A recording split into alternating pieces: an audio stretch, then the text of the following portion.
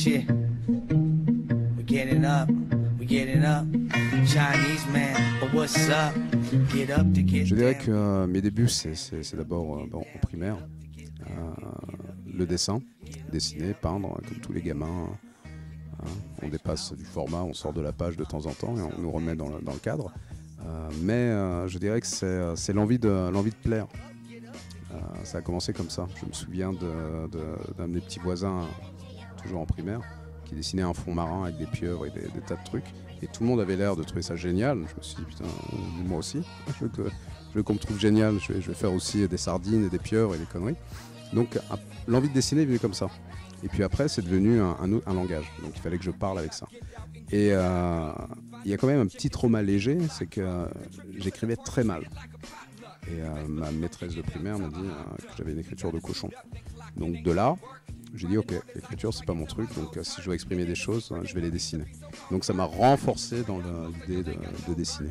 C'est important pour la suite parce que le graffiti principalement c'était du tag, donc c'était des écritures. Et moi j'ai fait l'inverse, je me suis mis à dessiner des formes. Donc de là arrivent les années 80, 83, 84, 85, où il y a une explosion autour du graffiti.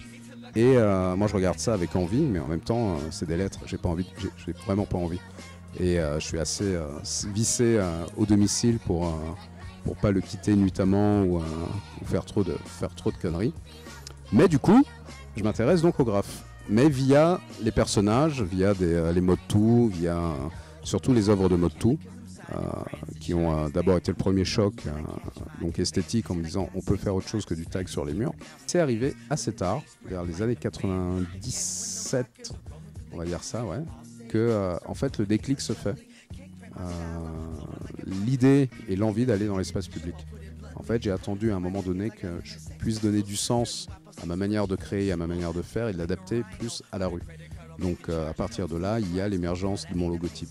Donc au lieu de faire un tag, je pars sur le logotype.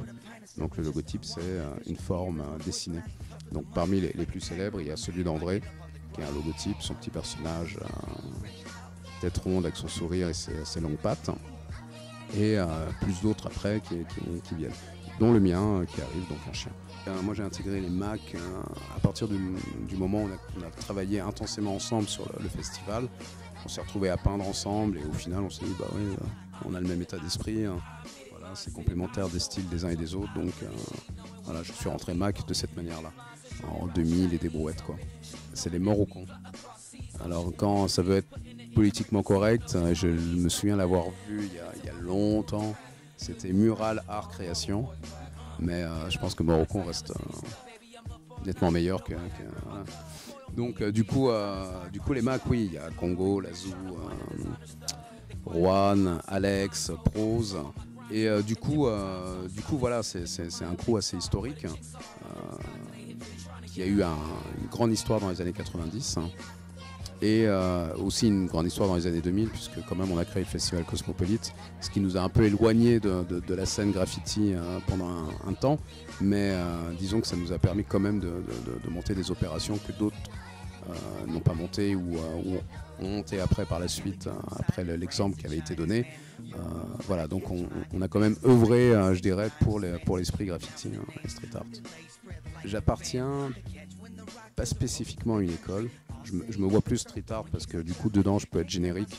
Pour moi tout y est, donc je n'ai pas à revendiquer quoi que ce soit. Je suis pas un tagger, donc je peux dire ce que je ne suis pas. Voilà, je ne fais pas de tag façon lettrage. Sur les murs, j'ai fait dans ma vie, j'ai peut-être fait 1 ou 2 lettrages, mais pas plus. Je me qualifie en vandale, c'est mon logotype. Voilà. En même temps, j'en fais pas une religion, j'en fais pas forcément le leitmotiv. Moi, ce qui m'intéresse, c'est de toucher les gens, de jouer avec l'espace de temps en temps, de faire ce qui me plaît en fait, de me faire plaisir et de créer du langage en communiquant à travers mon art.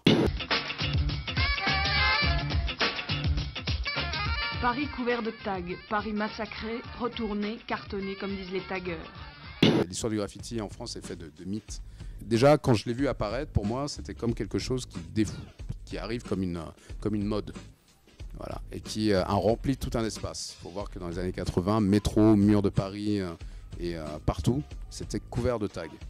Alors ça ne veut pas dire qu'il y avait 10 000 personnes qui le faisaient, mais il y en avait peut-être une centaine qui le faisaient extrêmement bien. C'est-à-dire que pour eux, c'était, voilà, on y va et on remplit tout.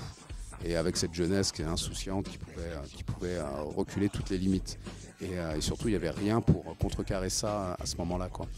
Donc je me souviens du métro couvert, et au point que je ne me souvenais plus de comment c'était quand il n'y avait pas de tag. Voilà. Aujourd'hui, je ne me souviens plus comment c'était quand c'était recouvert. J'ai la mémoire de quelque chose, mais je me dis, mais non, c'était d'une intensité rare. Voilà, chaque rame de métro était couverte de l'intérieur, à l'extérieur, etc. Mais surtout l'intérieur, il y avait les premières classes, donc certains se défoulaient à fond sur les premières classes, je trouvais ça drôle. Plus tard, en apprenant un peu l'historique du graffiti, en reliant le graffiti new-yorkais, puisque une bonne part de ce qu'on voit aujourd'hui vient du writing, donc l'écriture new-yorkais, du tag aux grosses lettres élaborées, etc. Il y a l'influence de certains noms et de certains styles qui perdurent. Il y a un nom en France qui revient, qui est le nom de Bandeau, donc, qui a été un des premiers à graffer sur Paris et à emmener avec lui ce qu'il avait vu à New York. On pense que le courant s'essouffle au milieu des années 80, notamment avec le hip-hop, mais au final, non, puisque le courant s'est vraiment inscrit dans la longueur. Donc il y a une vraie renaissance, un vrai changement. Des nouvelles écoles émergent, des nouveaux styles apparaissent, des jeunes qui arrivent et qui refont un parcours entier autour du graffiti. Et de là arrivent aussi d'autres personnes qui, eux, se disent pas concernés par le writing, mais concernés par l'espace, concernés par la ville, donc l'évolution des villes aussi, concernés par l'Internet, les moyens de communiquer, et qui s'inventent des nouveaux dialogues avec les habitants, avec les gens, avec l'art.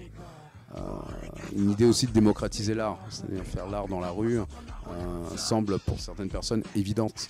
Il y a un marché qui s'est mis en place et qui a mis des limites et des règlements. Donc du coup, comment passer outre? Comment toucher le plus grand nombre? En prenant la rue finalement, parce qu'il n'y a que la publicité qui occupe la rue. Donc en réponse aussi à la publicité, on va utiliser leur support, on va utiliser leur technique, on va toucher le plus grand nombre. Donc voilà, on se met à travailler sur la rue. De là, le street art. Et le street art, c'est une invention vraiment récente, parce qu'on ne pouvait pas qualifier tout ça de graffiti, c'est trop générique. On peut dire que c'est du graffiti, c'est l'ensemble. Mais du coup, tu noies tout le monde, t'enlèves les spécificités. Donc street art aussi a cette capacité d'enlever les spécificités de chacun. Mais aujourd'hui, tu es capable de dire, lui, il est plus graffiti, lui, il est plus street art, ou il est plus writing, il est plus hip-hop, ou il est plus école new-yorkaise. Et donc voilà, donc c'est une invention de contexte. Si commercialement parlant, s'il faut nommer quelque chose, il faut réussir à lui donner une étiquette. Et les Anglais sont très forts pour ça. Donc du coup, eux, ils ont pu donner une étiquette en disant street art.